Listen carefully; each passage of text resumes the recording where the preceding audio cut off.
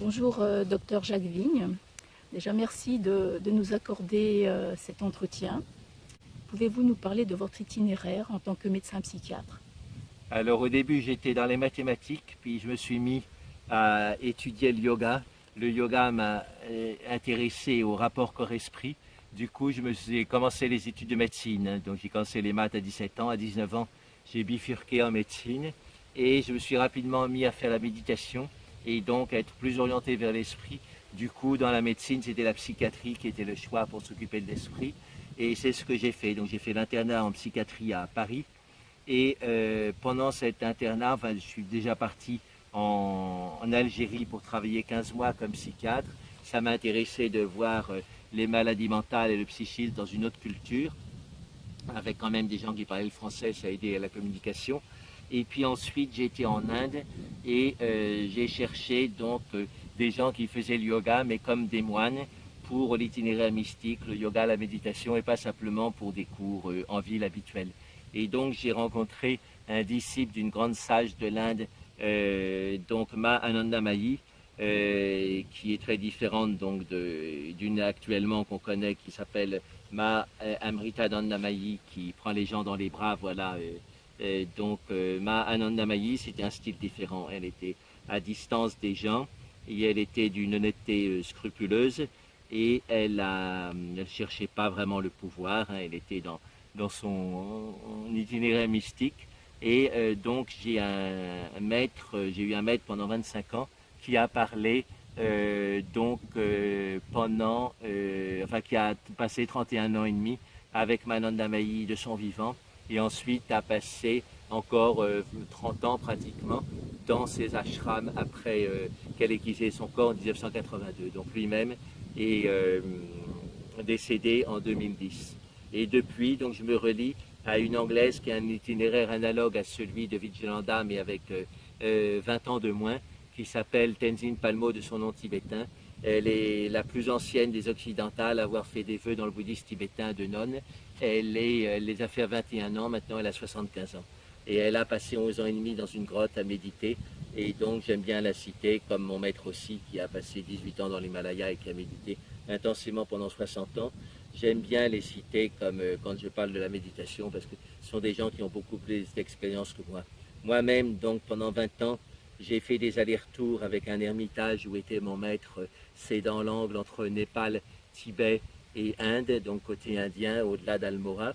Et on voit le sommet du nord de l'Inde qui est la Nanda Devi à presque 8000 mètres d'altitude et on voit 400 mètres de chaîne d'Himalaya. Donc c'est un très bel endroit qui est relié à Manandamayi. C'est tout petit, hein, il y a quelques maisonnettes. Et donc je suis bien là.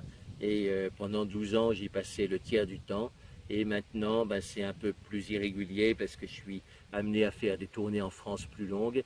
Mais dès que je peux y aller, j'y vais. Et c'est là où j'ai écrit mes livres principaux. Et je continue quand je suis là-haut à méditer et à écrire. Sinon, donc j'ai fait 17 livres qui sont sur la psychologie spirituelle. Il y en a 4 qui sont en co-auteur. Et le thème général, c'est la psychologie spirituelle. Et des fois, j'ai pris des thèmes de psychopathologie aussi, comme anorexie et spiritualité, qui est paru sous forme de le titre La fin du vide aux éditions du Relier. Et voilà, donc j'ai aussi des titres qui sont plus sur le côté psychopathologique, mais au fait assez peu. Dans le général, c'est psychologie spirituelle ou alors mystique comparée, comme mes 2 grands livres, La mystique du silence et Le mariage intérieur. Nous parler des traitements médicamenteux et naturels dans certaines pathologies. On va parler de l'hyperactivité et de l'autisme. Et donc, au niveau hyperactivité, l'idée est simple, hein, c'est de commencer par les traitements naturels et seulement si ça ne marche pas, passer aux traitements médicamenteux. Alors, dans les cas d'hyperactivité grave qui justement résistent aux médicaments naturels, j'en ai parlé récemment avec un vieil ami qui est pédiatre mais qui maintenant fait beaucoup de pédopsychiatrie et il est spécialisé dans ce genre de troubles et il dit que pour ceux qui arrivent à l'hôpital, donc quand il y a quelque chose d'un peu sérieux, il dit dans 50% des cas, il y a des traits du spectre autistique, c'est-à-dire ils ne sont pas complètement autistes, mais il y a quand même un autisme léger. Alors ça peut être l'Asperger, hein, ou alors, voilà, il y a des traits autistiques dans 50% des cas, et à ce moment-là, donc les médicaments aident quand même. Alors la Ritaline a des effets secondaires, hein, c'est dans l'amphétamine. Il y a aussi des réactions de dépression chez les jeunes qui en prennent. Donc, faut le donner avec parcimonie. D'ailleurs, il y a eu des protestations du public et du milieu médical, ce qui fait que maintenant, les pédiatres en ville ne peuvent plus la prescrire. Il faut que ce soit des pédiatres hospitaliers. Donc, c'est ce que fait mon ami, justement. Il voit s'il y a besoin de ce médicament ou pas. Mais en première intention, il faut essayer sérieusement les traitements naturels. Que pouvez-vous nous conseiller? Alors, par exemple, pour l'hyperactivité, donc, il y a des méthodes naturelles qui aident bien. Donc, ça peut être déjà la marche méditative chez les enfants. On n'y pense pas assez. Donc, moi, j'ai essayé en traitement, j'ai essayé avec des petits bouts de choux de 5-7 ans en école maternelle, donc naturellement agité, hein, c'était rien de spécial, mais enfin quand même agité. Et j'ai remarqué qu'avec la marche méditative, ils aimaient bien. Donc, on fait chantonner une formule positive qu'on leur explique bien, être sûr qu'ils comprennent le sens de cette formule positive, et ensuite tourner en rond en chantonnant. Et comme ça bouge, comme ça chante, ils sont pris.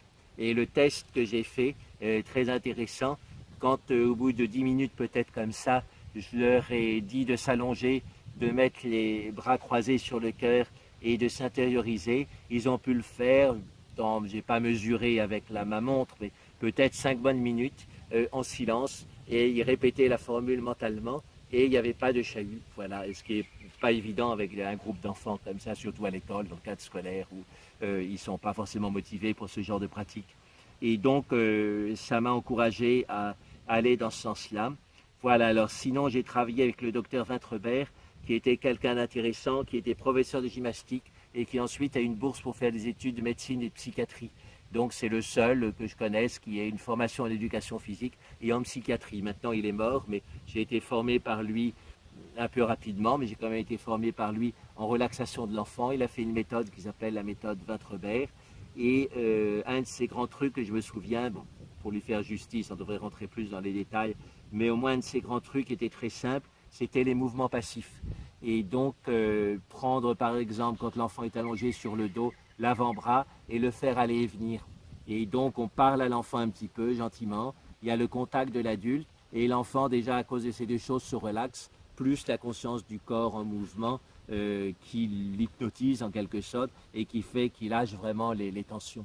Donc on peut faire ça avec les avant-bras, on peut faire ça avec la tête en faisant tourner la tête de gauche à droite et puis on demande à l'enfant de se mettre sur le ventre et ensuite on fait ça avec les mollets, voilà, la jambe en dessous du genou. Donc ça c'est déjà quelque chose de bien et avec même des enfants qui sont plus qu'hyperactifs, qui ont des traits autistes, hein, le rapport au corps est perturbé dans l'autisme et ce contact affectueux de l'adulte, ce mouvement régulier un peu auto-hypnotique est très aidant. Hein, et d'ailleurs les autistes profonds ou légers peuvent utiliser le balancement pour se calmer. Donc pourquoi pas utiliser un balancement en collaboration avec l'adulte pour aider au retour au calme. Alors sinon, au point de vue des pratiques respiratoires, quand le trouble n'est pas trop grave et qu'ils sont capables, accessibles donc à des conseils de pratique, à ce moment-là, il faut donner la priorité à deux choses qui calment beaucoup. C'est les arrêts en fin d'expiration.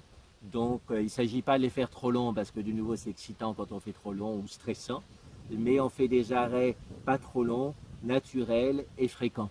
Hein, donc voilà, et expliquer dès le début à l'enfant, ça peut marcher, enfin ça marche aussi avec les adultes, hein, c'est le même mécanisme. Donc c'est l'inverse de l'anxiété. Hein, dans l'anxiété, c'est un peu comme dans l'asthme aussi, ou dans l'angoisse, on est poumon plein et on veut inspirer encore plus parce qu'on a l'impression qu'on se noie, qu'on a soif d'air, qu'on n'a pas assez d'air. Et essayer de forcer, donc, quand on est poumon plein, à inspirer encore plus, ça fait un cercle vicieux, ça nous rend encore plus anxieux. Et parce que ce n'est pas un état naturel. Et donc, les muscles respiratoires auxiliaires qui sont dans le cou se tendent pour tirer plus haut, plus vers le haut, les hautes côtes, et les clavicules. Et finalement, tout se bloque sous forme de petites douleurs qui donnent la boule d'anxiété bien connue dans la gorge. Voilà, donc la boule d'anxiété, c'est dû aux muscles respiratoires auxiliaires qui cherchent à inspirer alors qu'on est déjà plein et qu'on n'a pas besoin d'air. Donc l'antidote de ça, c'est simple, c'est expirer relativement à fond et puis faire descendre les tensions du coup dans le ventre. Il y a un centre qui est très connu en technique corporelle maintenant, qu'on appelle de son nom japonais, parce que les Japonais l'utilisent beaucoup dans le zen et les arts martiaux, c'est le hara, H-A-R-A. Et donc faire descendre les tensions du cou dans ce hara, et ensuite donc sentir qu'elle brûle. Alors donc dans une pratique voilà, tout à fait simple, avec une visualisation, on peut faire monter une pratique traditionnelle très ancienne. On fait monter une flamme depuis le centre du périnée, donc c'est l'énergie vitale qui monte, qui va en dessous du nombril et qui brûle les tensions à ce niveau-là. Et ensuite, sur l'expiration, l'énergie de ce feu, en quelque sorte, on le répand dans tout le corps. Et donc, ça fait de la chaleur, de la lumière, et donc c'est apaisant en soi. Et si on veut aller plus profondément dans le sens lien corps-esprit, on peut associer la lumière à une qualité fondamentale qui est la vigilance, c'est-à-dire l'attention, et la chaleur a une autre qualité fondamentale. En fait, ce sont les deux qualités les plus fondamentales, c'est-à-dire la bienveillance, ou alors on peut dire aussi l'altruisme. Donc on transforme l'anxiété en bienveillance, en vigilance-bienveillance, ou alors en attention-altruisme, et c'est notre recyclage interne, notre écologie interne. On parle beaucoup d'écologie actuellement, et donc c'est une bonne manière de recyclage de l'écologie interne au-dedans du corps. Alors sinon, il y a une autre écologie qui est très bien aussi, c'est la décroissance durable. Donc qu'est-ce qu'on appelle décroissance durable au point de vue de l'écologie interne, du souffle et de l'énergie? C'est tout simple, on part par une respiration suffisamment ample pour bien s'oxygéner le sang, et ensuite on diminue progressivement l'amplitude respiratoire. Ça va de moins en moins, et c'est comme finalement une balle de tennis qui rebondit de moins en moins, qui à la fin roule sur le sol. Donc on part plutôt d'un arrêt poumon vide, et puis là on fait les respirations de plus en plus faibles au niveau amplitude, et à la fin on a même une respiration qui est juste une sinusoïde virtuelle, quelque chose de mental, de ressenti, mais sans inspire et expire physique. Et là c'est très calmant. Qu'est-ce qui se passe au niveau physiologique? Eh bien, il y a l'oxygène qui baisse dans le sang, parce que dans cette petite respiration, donc on inspire pendant 2-3 secondes 2-3 cm3 d'air, et on les expire immédiatement pendant 2-3 secondes, ce qui fait que l'oxygène va et vient dans le nez sans aller jusqu'au poumon, et le gaz carbonique va et vient dans les alvéoles et les bronches sans aller jusqu'à l'extérieur. Donc il n'y a pas d'échange gazeux, et à ce moment-là il se passe deux choses.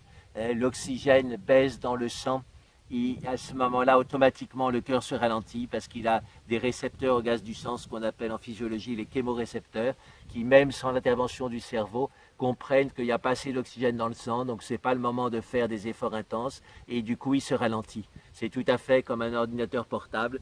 Quand on passe en dessous de 20% ou 10% de batterie, il se met automatiquement en mode économique. Donc c'est vraiment ça, notre cœur est fait comme ça. Il sait qu'il n'y a plus assez d'électricité dans le corps, c'est-à-dire d'oxygène pour faire marcher la machine, et donc il se met en mode économie, en ralentissant. Donc. Et au niveau donc, du gaz carbonique, le gaz carbonique qui augmente, quand on veut méditer ou se relaxer, c'est très utile parce que ça donne une somnolence.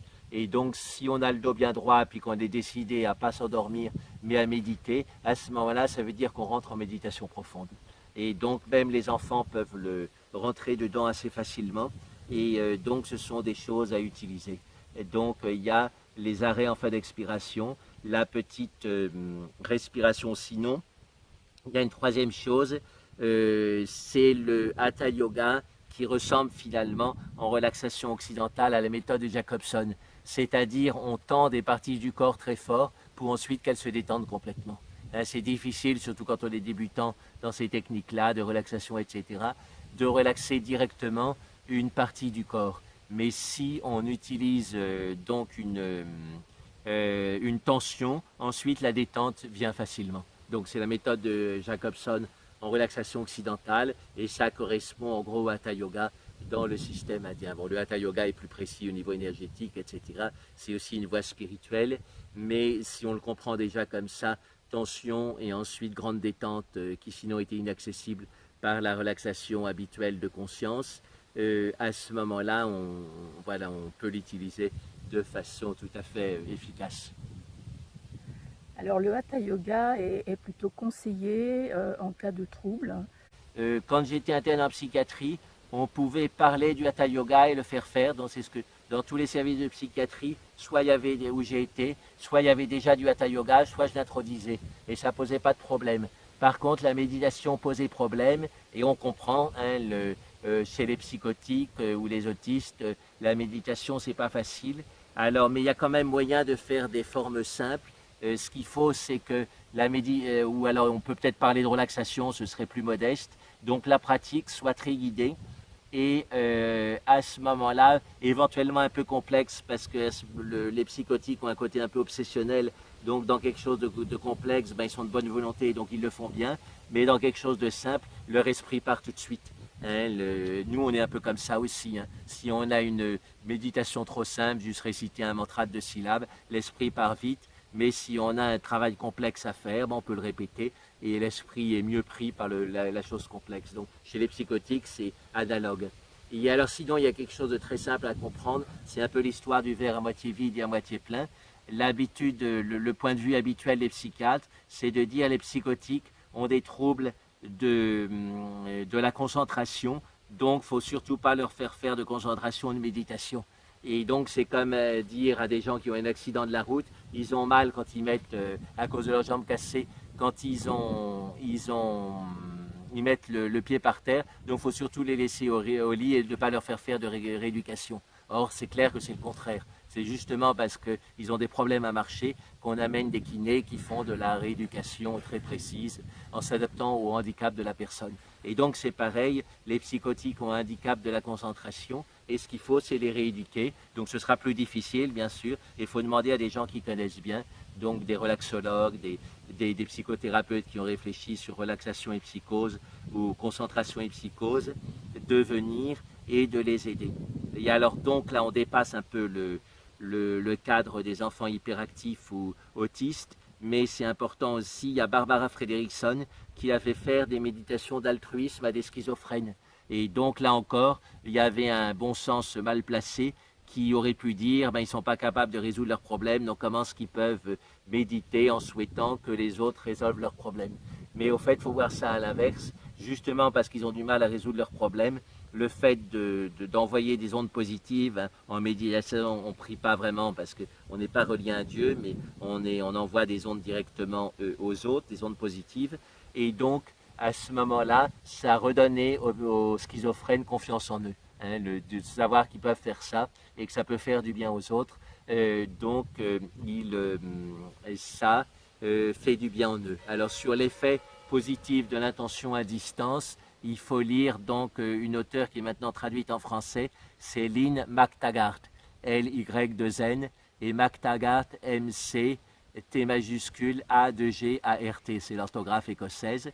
Et donc elle a beaucoup travaillé ça de façon, on peut dire, scientifique, et c'est des choses qui font bouger les connaissances dans ce domaine-là. Donc c'est important. Alors pour en revenir donc aux enfants hyperactifs, il y a aussi la répétition d'une formule positive qui est bonne. Donc on en a déjà parlé à propos de la marche méditative, mais même sans marche méditative, c'est très bien. Alors on peut l'associer au souffle.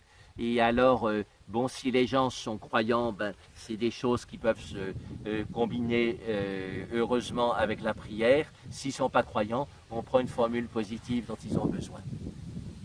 Et le rôle de l'enseignant en yoga dans ses particularités, en accompagnement, qu'en pensez-vous? Ben, c'est un modèle, hein. S'il est bienveillant, il peut même toucher l'enfant, c'est très rassurant pour les enfants de les toucher. Et à ce moment-là, voilà, ça devient comme une sorte de nouveau parent pour l'enfant. Et les enfants s'identifient facilement. Et donc, c'est une aide considérable. Peut-on parler de particularité au lieu de handicap?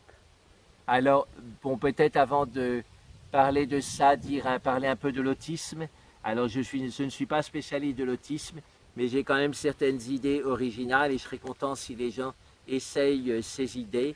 Par exemple, j'ai lu des choses, et en particulier des choses très précises, du professeur Richard Davidson. C'est un grand spécialiste mondial de cerveau et émotion, et il est aussi spécialiste de cerveau et méditation. Et il avait l'ami de son fils qui était autiste. Et donc il l'a convié à passer dans l'IRM, donc l'imagerie de résonance magnétique fonctionnelle, pour voir comment ce qu'était son cerveau dans certaines situations. Et donc il a passé des images diverses de nature, des images un peu neutres, d'objets, et tout d'un coup des images de visage. Et il a vu que quand il y avait l'image de visage, l'enfant avait un pic d'activité électrique dans les amygdales cérébrales, c'est-à-dire qu'il avait peur.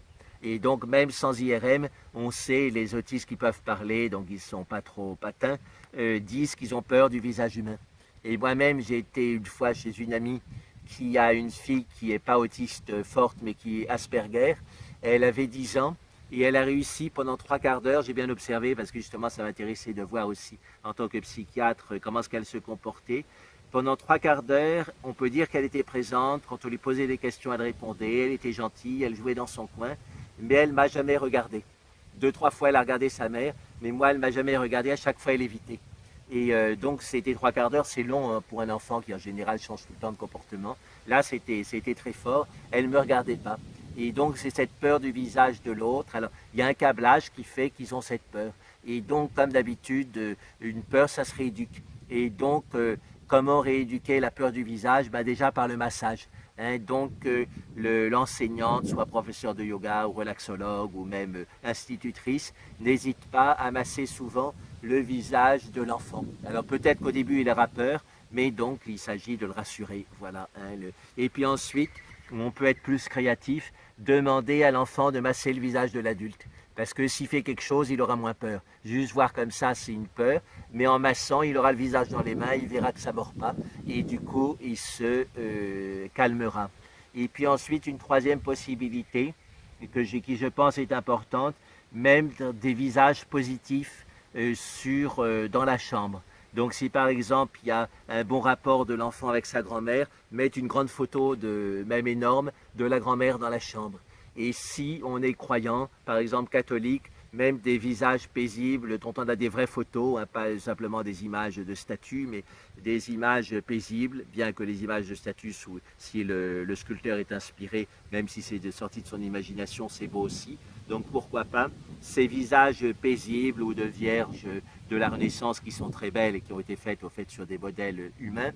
Donc ces visages dans la chambre pour que l'enfant positive le visage et moins peur des relations. Parce que le problème, c'est quand on a peur du visage, on ne le regarde pas. Quand on ne regarde pas le visage, les neurones miroirs ne fonctionnent pas. Et donc, on ne sait pas ce que pensent les autres. Et du coup, les relations deviennent conflictuelles parce qu'on est à côté de la plaque à chaque fois. Hein, et donc, c'est très important de positiver le visage. Et donc, là, je donne des idées, mais que les gens qui s'occupent de ces enfants, n'hésitez pas à être créatifs. On peut faire des jeux de masques aussi. Prendre des visages horribles pour en rire. Hein, voilà. Donc, il y a beaucoup de possibilités une fois qu'on sait qu'il faut rééduquer la peur du visage et faire du visage quelque chose de positif. On peut être créatif et trouver des tas de méthodes. Voilà, je ne dis pas que c'est le tout du traitement de l'autisme, mais je pense que ça peut ouvrir des voies, parce que c'est basé sur quelque chose de l'IRM, donc quelque chose de très sûr au niveau scientifique, hein, cette peur du visage humain. Alors un peu moins peur de la mère parce qu'ils sont habitués, mais peur de tous les autres. À propos du handicap, donc effectivement, le terme handicapé est pas si bon, et donc en anglais, c'est très, au moins en Inde, puisque je vis en Inde la plupart du temps, ils ont quelque chose qui est joli, ils disent differently abled, c'est-à-dire des enfants qui ont une capacité différente. Voilà, hein, il y a des choses qui perçoivent mieux que nous, d'autres moins bien, et donc il faut respecter cette différence et pas en parler juste comme un handicap. Vous savez par exemple que les aveugles ont une ouïe qui marche très bien et les sourds voient des choses très précisément parce qu'ils sont concentrés sur ce sens. Et même chez un sourd, la zone de l'audition n'est pas utilisée. Donc c'est la zone de la vue qui prend, comme dans un ordinateur, on prend de l'espace mémoire. Donc la zone de la vue prend la place des neurones qui normalement étaient pour l'écoute. Donc les neurones sont polyvalents et donc des handicapés qui ont un système qui ne marche pas, par exemple les jambes qui ne marchent pas, développent d'autres capacités. Et donc il faut comprendre que c'est une question complexe et ce n'est pas parce qu'ils ont certains handicaps qu'ils ne perçoivent pas les choses. On peut avoir un handicap moteur et avoir l'affectivité qui au contraire est très développée. On peut avoir des handicaps au niveau affectif mais qu'il y ait d'autres choses qui fonctionnent bien. Et puis il y a ces histoires d'autistes qui ont une mémoire extraordinaire et qui peuvent finalement faire une bonne vie professionnelle à condition qu'on ne leur demande pas d'être dans les relations humaines. Et donc je connais une jeune qui était brillante pour les études, enfin bonne quoi. Du coup, elle a réussi facilement en médecine. Mais en troisième année, quand il s'agit d'être en face des patients, tous les matins, elle a paniqué. Et donc, elle a abandonné médecine. Elle a dit, je vais faire un STIT. Donc, elle a réussi brillamment le concours dans l'école normale pour faire un STIT. Mais après, de nouveau, dès qu'elle a fait les stages avec les enfants, la panique complète et elle a abandonné. Et donc, ses parents qui sont médecins et lui-même est justement pédiatre, ils ont fait le test pour l'Asperger et ils ont vu qu'elle avait les signes de l'Asperger. Voilà, donc alors il y a un pédagogue donc, qui a compris son professeur donc, à l'école normale qui lui a proposé de faire de la recherche. Parce que là, elle n'aurait pas à être avec les enfants au quotidien et au contraire plutôt dans des choses intellectuelles, des choses de livres. Et là, elle pourrait très bien réussir. Donc, je ne sais pas où est-ce que ça en est maintenant, mais au moins, là, ils savent mieux comment l'orienter. Ce n'est pas parce qu'on a une sorte de difficulté avec le visage des gens, donc les relations humaines en général, qu'on est bon à rien, on peut faire d'autres choses. Tous les métiers ne sont pas avec des relations humaines, on peut avoir d'autres capacités et bien les utiliser. Voilà, merci, je vous souhaite une bonne journée et que vous ayez plein de nouvelles idées. Et n'hésitez pas aussi à étudier dans les livres et être créatrice avec les enfants. Merci, docteur.